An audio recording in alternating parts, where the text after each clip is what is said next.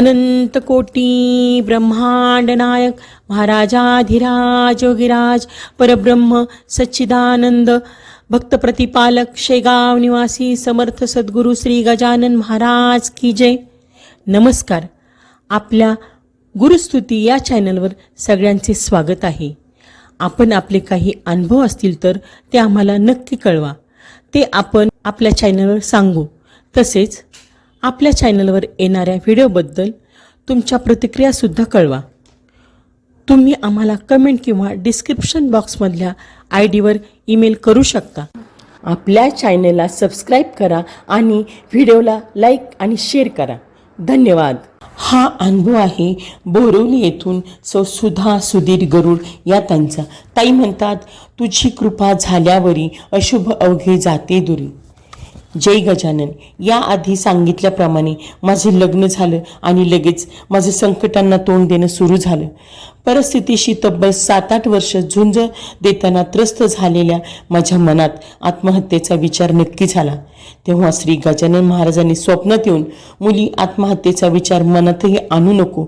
यापुढे तुला अन्न, वस्त्र आणि निवारा या तीनही बाबतीत काही कमी पडणार नाही असं सांगितलं. त्याची प्रचिती लगेचच येऊ लागली. प्रथम आमच्यावर केलेला खोटा आरोप बाजूला जाऊन आम्हाला ₹11,000 कंपनीकडून नुकसान भरपाईचे मिळाले. पुढे लगेच 6 महिन्यातच नगरपालिकेची शिक्षकासाठी जाहिरात येऊन मी B.Edला पहिले असल्यामुळे मला हमखास नोकरी मिळाली. त्या भरोशावर थोडं कर्ज घेता येऊन आधीची लहान जागा विकून आम्हाला थोड्या मोठ्या नवीन जागेत स्थलांतरित होता आलं. नवीन जागेत आतून प्रेरणा होऊन दर गुरुवारी श्री गजानन महाराज सत्संग सुरू झाला. सत्संगात पैशाच्या मागे न लागता पावित्र्य जपून भक्ती व्हावी हा दृष्टिकोन ठेवला. आज या गोष्टीला अनेक वर्ष झालीत. देशाच्या वेगवेगळ्या भागातून लोक येऊन गेलेत, येत असतात. अशी कोणतीही मिठाई नाही की जिचा नैवेद्य अर्पण झाला नाही, आणि असा कोणता साडीचा प्रकार नाही की लोकांनी मला प्रेमाने भेट दिली नाही. दरवर्षी थाटात प्रगट दिन साजरा होतो.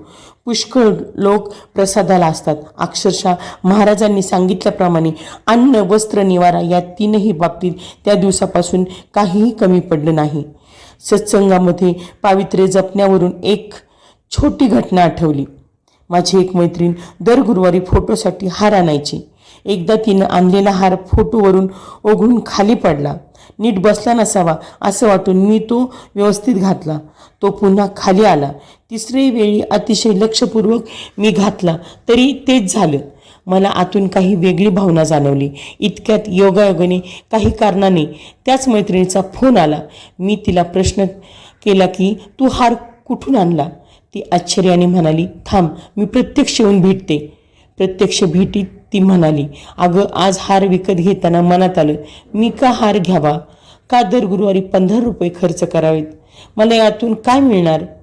हे सर्व ऐकल्यावर श्री गजानन महाराजांनी बाळाभाऊंना उपदेश करीत असताना मनात अंशतः जरी मलिनता शिल्लक राहिली तरी भक्तिमार्ग हाती येत नाही हे सांगितलं होतं. त्याचं मला स्मरण झाल्याशिवाय राहिलं नाही. असो. इसवी सन 2000च्या आसपास मला दम्याचा त्रास सुरू झाला. पुढे तो त्रास वाढत गेला. माझ्या वडिलांना दम्याचा त्रास होता, त्यामुळे अनुवंशिक त्रास आहे, दूर होणं कठीण असं मला वाटू लागलं. शिवाय विपरीत परिस्थितीतील मानसिक ताणतणाव हेही कारण होतंच. त्या त्रासामुळे मला वर्गात शिकवताना एक पानही धड वाचता येणार. घरी येणाऱ्या काही उपासकांनी मला प्राणायाम करण्याचं सुचवलं, पण त्यालाही मूर्थ लागत नव्हता. गजानन महाराज घेतील काळजी असं म्हणून मी स्वस्थ होते. अशातच इसवी सन 2003 साली मला श्री समर्थांच्या सज्जनगडावर जाण्याचा योग आला. तेथील वातावरण पाहून मी खूप भारावून गेले आणि ज्याला त्याला समर्थ आणि सज्जनगड याविषयी सांगू लागले. त्यासाठी माझ्याकडून सहजपणे संबंधित साहित्याचं वाचन झालं.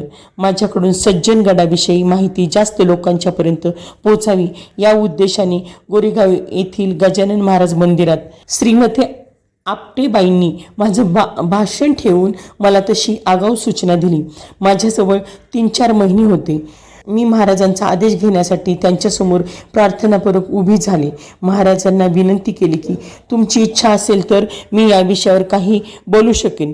प्रार्थना करतानाच मला महाराजांनी गजानन विजयमधील संबंधित ओव्यांची आठवण करून दिली. मग म्हणाले, गजानन, रामदासासी प्रेमे करुणी नको गांगारू देऊ म्हण. तुझा समर्थ मीच असे मागे बापा गडावरी. माझीच वस्ती होती खरी आता शेगावा भीतरी. राहिलो येऊन मळात. त्यानंतर प्रफुल्लित मनाने मी दुसरेच दिवशी सकाळपासून प्राणायाम सुरू केला आणि आता महाराजांच्या आशीर्वादाने मी तासनतास भाषण देऊ शकते. दम्याचा त्रास आता शिल्लक राहिलेला नाही. हे तर झालंच, पण पुढे शेगावला अचानक सेवकांनी मला समाधीवरील लालसर रंगाची कपनी देऊ केली. ती कपनी समर्थावरील माझ्या बोलण्याला गजानन महाराजांचा आशीर्वाद या रूपाने आता ती माझ्याजवळ बाळगली आहे. आता आयुष्याची साठी उलटून गेली. 1981ला मी लग्नानंतर सुधा गरुड झाले. तेव्हा आयुष्यातील तो 8-10 वर्षाचा काळ प्रचंड अडचणीत गेला. पण गजानन महाराजांनी दृष्टांत दिल्यानंतर आयुष्य समाधानाच्या वाटेवर आलं.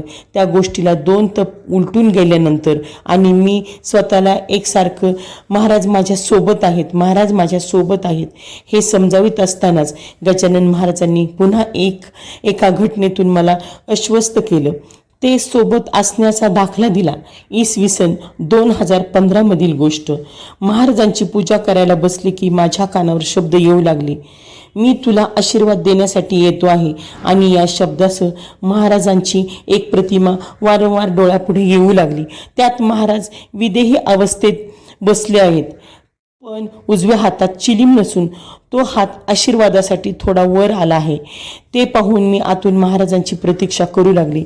दिवाळी जवळ येऊ घातली होती.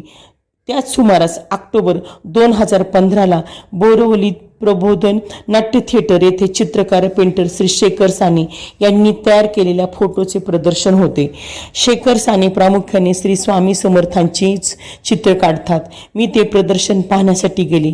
आश्चर्य म्हणजे तिथे एक गजानन महाराजांचं चित्र होतं आणि त्याहीपेक्षा आश्चर्य म्हणजे तेच चित्र होतं की जे मी वारंवार माझ्या नजरेसमोर येत होतं. संपूर्ण प्रदर्शनात ते एकच गजानन महाराजांचं चित्र होतं.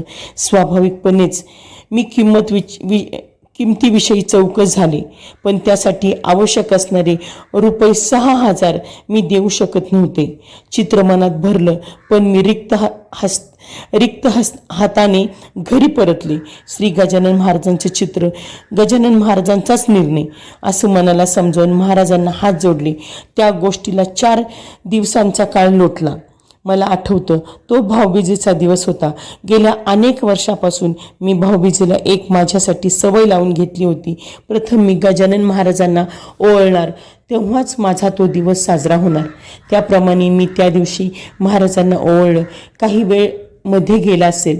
अचानक माझी मैत्रीण सरस्वती तिच्या भावासोबत सुरेश, ज्याचं नाव, माझ्या दारात उभी ठाकली. त्यांनी माझ्यासाठी स्नेहभेट म्हणून एक मोठी तस्वीर कागदात झाकून आणली होती. हो, तुम्ही अगदी बरोबर ओळखलं. तोच फोटो होता जो मी प्रदर्शनात पाहिला होता. त्या फोटोच्या माध्यमातून महाराजांनी मला पुन्हा आश्वस्त केलं. मुली, चिंता करू नकोस. आता दर गुरुवारी सत्संगात आम्ही सर्व भक्तगणासमोर तोच फोटो असतो.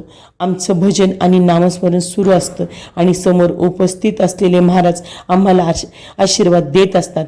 त्या आशीर्वादामुळे आमचा हुरूप अजून वाढीस लागतो. मग आम्ही सर्वच उपासक अजूनच अर्थतेने त्यांना म्हणतो, महाराज, आम्हा सर्व उपासकांच्यावर तुमच्या कृपेची पाखरण होऊ द्या आणि आमचे बोल गोड मानून घ्या. श्री गजानन जय गजानन, श्री गजानन जय गजानन. गण गण गणात बोलते, गण गण गणात बोलते.